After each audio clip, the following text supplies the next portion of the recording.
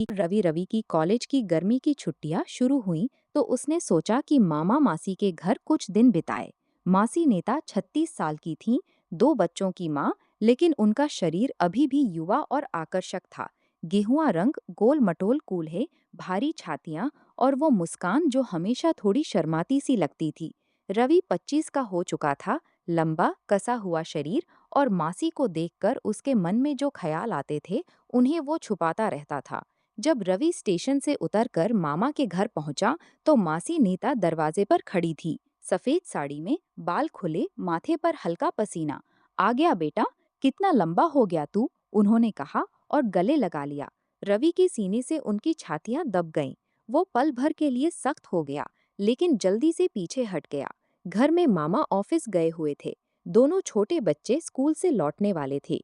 शाम को खाना खाते समय रवि ने देखा कि मासी की साड़ी का पल्लू बार बार उनकी छाती से सरक रहा था। वो जानबूझकर नहीं कर रही थी, लेकिन रवि की नजरें वहीं अटक जाती थी। रात को जब सब सो गए, रवि छत पर गया। थोड़ी देर बाद मासी भी आईं। नींद नहीं आ रही, उन्होंने पूछा। हाँ, गर्मी बहुत है। मासी पास बैठ गईं। उनकी बाह रवि के बाह से छू गई। हवा में हल्की खुशबू थी, उनके बालों की। रवि चुपचाप बैठा रहा। मासी ने धीरे से कहा, तू अब बड़ा हो गया है रवि, पहले तो गोद में खेलता था। अगले दिन मामा बाहर शहर गए। बच्चे भी दोस्तों के यहाँ सोने चले गए। घर में सिर्फ रवि और मासी रह गए। दोपहर में रवि नहाकर निकला तो मासी किचन में थीं। उनकी साड़ी गीली थी, शरीर से चिपक रही थी। रवि ने पानी मांगा। मासी ने गिलास देते हुए उसकी उंगलियों को छू लिया। दोनों की नजरें मिली। कुछ पल तक कोई नहीं बोला। शाम को टीवी देख रहे थे। बिजली चली गई। अंधेरे में मासी का हाथ रवि की जांघ पर पड़ गया। वो हटाना चाहती थी, लेकिन हटाया नहीं। रवि ने धीरे से उनका हाथ पकड़ लिया। मासी, उसकी आवाज कर्कश थी। चुप, कुछ मत बोल, उन्होंने फुसफुसाया। उस रात कुछ और नहीं हुआ, सिर्फ हाथ पकड़े रहे। सांसें तेज होती रहीं और दोनों के शरीर एक दूसरे के करीब आते गए। अगली सुबह रवि ने मासी को नहाते हुए देखा। बाथरूम का दरवाजा अधखुला था। पानी की धारा उनकी पीठ पर गिर रही थी। छातियां भारी और गोल, कमर पतली, कूल्हे चौड़े। रवि वही खड़ा रह गया। मासी ने पीछ मुड़कर देखा। शर्म से उनका चेहरा लाल हो गया, लेकिन उन्होंने दरवाजा बंद नहीं किया। दोपहर में मासी ने रवि को अपने कमरे में बुलाया। आ जा, मालिश कर दे, कमर दर्द कर रही है। रवि उनके पास बैठा, साड़ी का पल्लू सरकाया, पीठ पर तेल डाला। उसकी उंगलियां धीरे धीरे कमर से नीचे सरकने लगीं। मासी की सांसें तेज हो गईं। जब रवि की हथेली उनके कूल्हे पर पहुंची तो उन्होंने धीरे से कहा, और नीचे। उसके बाद सब कुछ बहुत धीरे धीरे हुआ।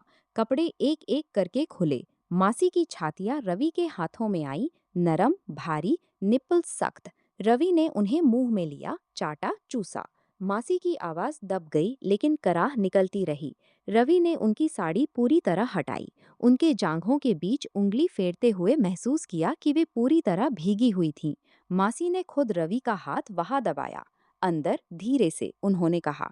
रवि ने पहले उंगलियों से उन्हें तैयार किया, फिर खुद उनके ऊपर आ गया। जब वो अंदर घुसा तो मासी की आंखें बंद हो गईं और मुंह से एक लंबी सांस निकली। दोनों बहुत धीरे धीरे हिले। हर धक्का लंबा और गहरा था। मासी के नाखून रवि की पीठ में गड़ गए। कमरे में सिर्फ उनके शरीरों की आवाज और सांसें गूंज रही थी। कई बार रवि रुक जाता, सिर्फ अंदर रहकर महसूस करता। मासी उसके कान में फुसफुसाती, और अंदर पूरा। जब दोनों चरम पर पहुंचे तो मासी ने रवि को कसकर पकड़ लिया और उसके कंधे में दांत गड़ा दिए। उसके बाद कई दिन ऐसे बीते, कभी सुबह किचन में, कभी दोपहर को छत पर, कभी रात को जब सब सो जाते।